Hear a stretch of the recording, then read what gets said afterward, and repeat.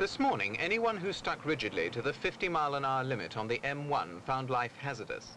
During an hour's drive north, I overtook just 4 slow-moving lorries. But in turn, I was passed by scores of petrol tankers, juggernaut lorries, coaches, delivery vans and cars. After 10 minutes, I gave up counting them. In fairness, it has to be admitted that traffic was moving noticeably slower than usual.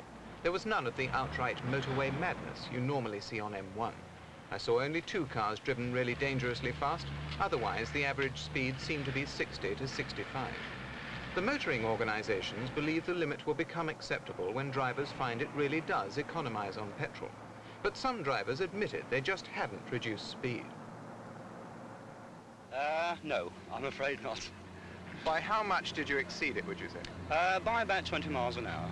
Now, I kept the normal 70. Now, why didn't you stick to the voluntary 50-mile-an-hour limit? Time, I'm afraid. A great deal of pressure on business. Yeah. I would like to stick to it, but this car cruises quite happily at 70. So, I had to stay at 70. Mm-hmm. The trouble is that petrol is apparently still quite plentiful. But oilmen say the real crisis will come when the tankers loaded before the Middle East war have all arrived in Britain. After that, the Arab states' cut in supplies will really begin to hurt. And many motorists will probably regret the wastage caused by burn-ups along the motorways. If everyone did slow down, it would save millions of gallons of precious fuel daily.